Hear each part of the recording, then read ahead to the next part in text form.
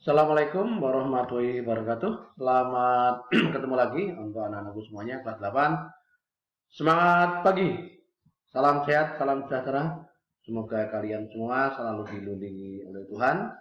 Sekali lagi untuk anak-anakku di masa pandemi Covid ini selalu senantiasa budayakan budaya hidup bersih dan sehat.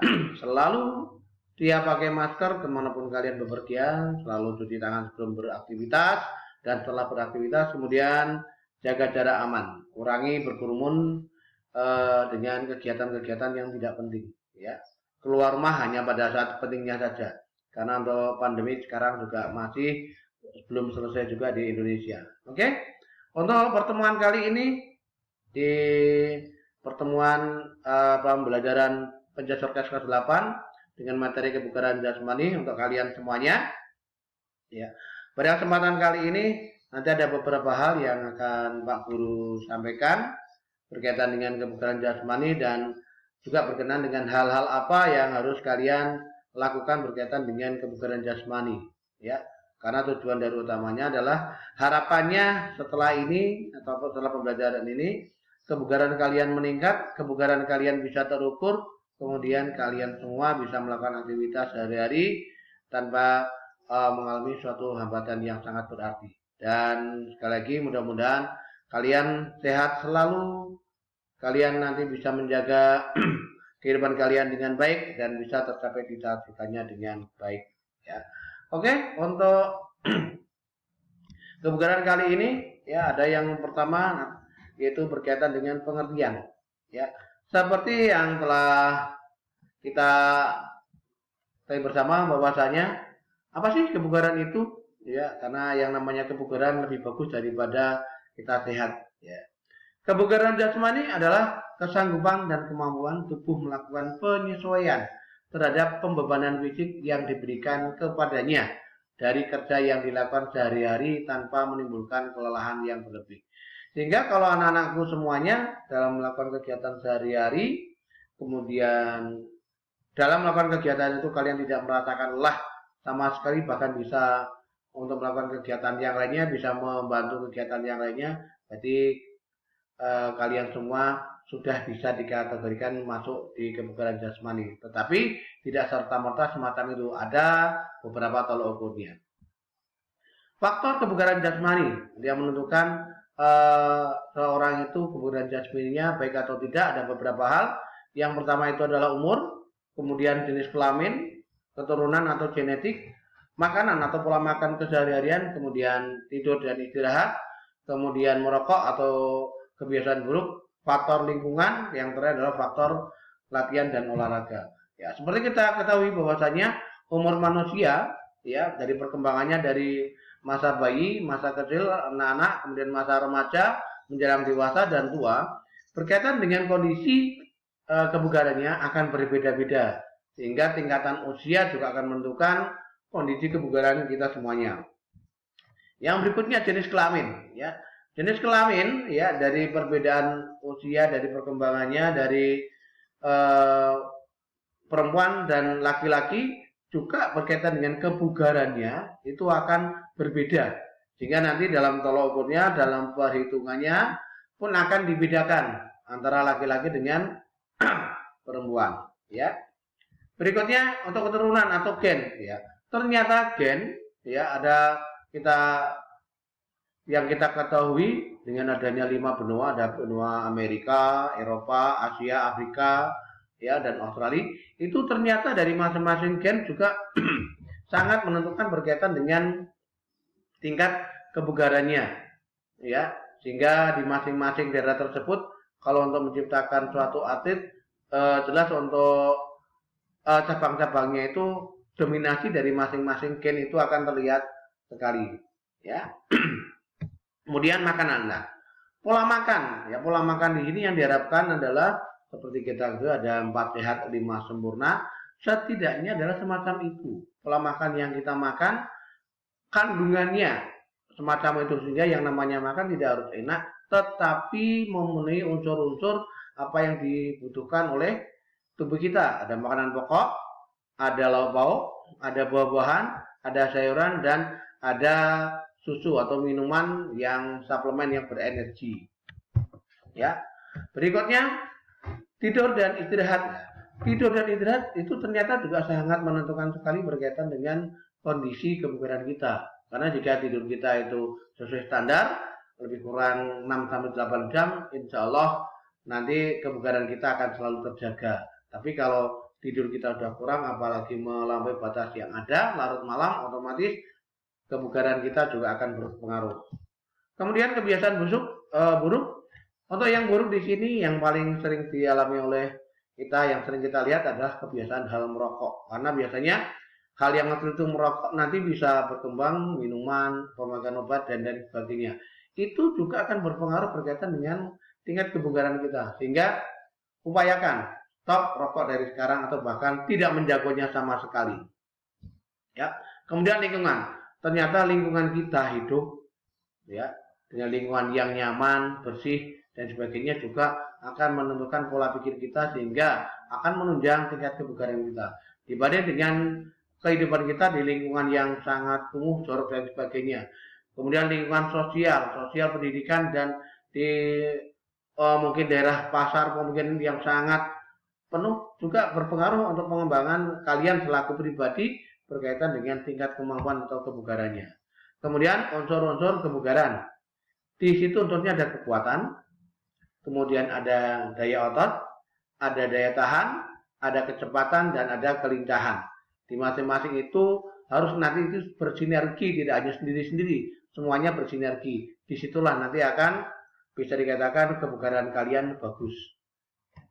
Tujuan dari kita melakukan kebugaran untuk di pembelajaran kali ini yaitu pertama untuk meningkatkan kekuatan otot ya. Meningkatkan kekuatan otot belum yang lainnya. Nanti akan kita bahas ada push up yaitu tujuannya untuk melatih kekuatan otot lengan dan bahu.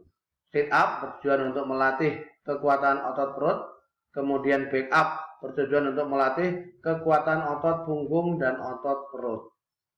Dan untuk squat jump walaupun kita sampaikan tapi nanti tidak akan kita lakukan yaitu squat jump bertujuan untuk melatih otot tungkai dan otot pinggul. Kita mau latih yang mana. Kemudian fungsi dari tes kebugaran untuk yang kita lakukan saat sekarang ini buat apa sih? Salah satunya adalah dalam program pengajar ini ya untuk mengukur kemampuan fisik siswa, mungkin kalian semuanya. Kemudian menentukan status kondisi fisik siswa. Baik atau tidak, buruk atau tidak. Kemudian menilai kemampuan fisik siswa sebagai salah satu tujuan pengajaran pendidikan jasmani sesuai dengan usia kalian. Kemudian mengetahui perkembangan kemampuan fisik siswa. Perkembangannya dari kalian kecil, kemudian kalian anak-anak, kemudian masa remaja dan saat sekarang ini perkembangannya kayak apa. Kemudian sebagai bahan untuk memberikan bimbingan dari hasil itu hasilnya kayak apa. Yang berikutnya sebagai salah satu bahan masukan dalam memberikan nilai pelajaran pendidikan jasmani. Ya. Kemudian manfaat.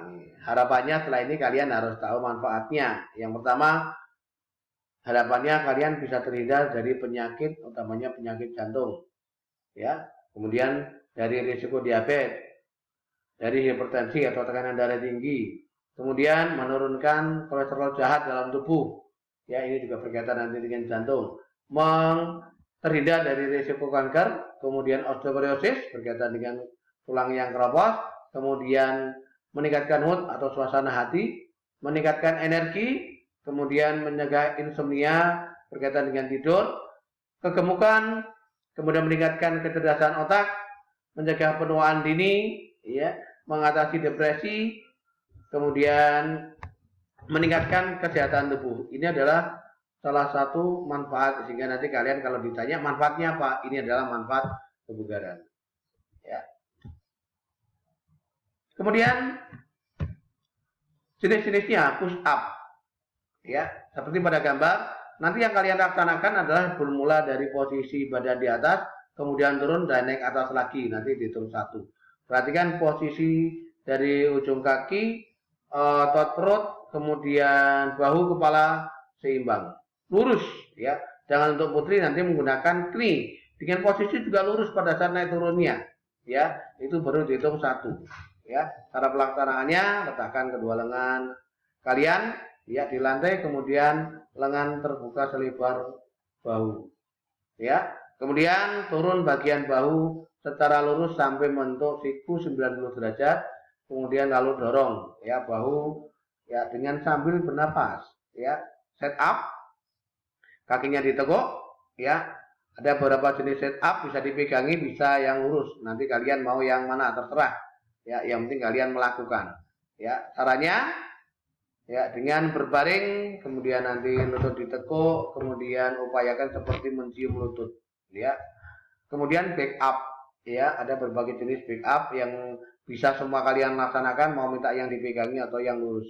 Terserah nanti, yang penting adalah otot perutnya dan bagian bawahnya sedikit itu masih tetap menempel. Ya. Cara makan back up, tidur tengkurap, kemudian kaki rapat, tangan dirapatkan pada dagu, kemudian angkat tubuh secara perlahan ke bagian depan atas. Ya. Tugas untuk kalian untuk di pertemuan ini, ya, baca buku, ya, utamanya buku PJOK, buku paket, ya, yang udah punya. Kalau udah punya, ya cari di Google atau tanya Mbak Google berkaitan dengan materi kebugaran. Kemudian kalau kalian kurang jelas silahkan nanti japri ke Pak Guru langsung. Tuliskan hasil kalian pada kertas folio, ya, hasilnya saja. Kemudian nanti ada tanda tangan orang tua. Kemudian simpan baik-baik, tidak harus segera kalian kirimkan. Simpan baik-baik aja, nanti dikumpulkannya bareng-bareng. Apa tugasnya? Ya, tugasnya adalah sebutkan 4 faktor yang mempengaruhi tingkat kebugaran jasmani. Tadi di atas sudah Pak Ponco jelaskan, tinggal kamu menulis saja, ya, dijelaskan, ya. Yang berikutnya sebutkan 4 komponen untuk kebugaran jasmani. 4 komponen. Kali ini 4 faktor, 4 komponen. Komponennya apalagi tadi sudah, silakan kalian jelaskan. Kemudian waktu mengerjakan adalah 1 minggu, ya. Perhatikan, ditulis di folio. Ditulis di kertas folio dan ditandatangani. Setelah 1 minggu, kemudian nanti kalian kirimkan. Ya, ada nanti tugas yang lain di Google Form. Silahkan kalian kerjakan, yaitu untuk mengukur denyut nadi kalian. Yang pertama, sebelum kalian melakukan aktivitas dalam posisi santai, kalian ukur dulu berapa. Kemudian nanti setelah itu lakukan, mau push up, mau sit up, apapun, tidak apa-apa, silahkan kalian mencoba. Setelah lebih kurang 10 menit kalian mencoba, kalian hitung lagi denyut nadi kalian, perkembangannya sampai berapa, ya, tambahannya berapa. Disuruh ada pilihan, silahkan kamu pilih option 1, 2, 3, 4 sesuai dengan kondisi kamu saat sekarang ini, ya. Upayakan kalian semuanya jujur, ya. Oke, untuk kalian semuanya, pertemuan kali ini mungkin cukup sekian dulu dari Pak Ponco. Sekian, mudah-mudahan kembali lagi di materi kebugaran jasmani ini kalian bisa tambah bugar, ya, tidak hanya sehat tapi kalian bugar dan bisa menjalankan kehidupan kalian dengan sebaik-baiknya, dan semoga sukses sampai akhir nanti. Mudah-mudahan untuk ke depan COVID bisa cepat selesai, kita bisa ketemu tatap muka, akan bisa lebih bagus lagi. Demikian dari Pak Ponco. Akhirul kalam. Wassalamualaikum warahmatullahi wabarakatuh. Semangat pagi untuk kalian semuanya.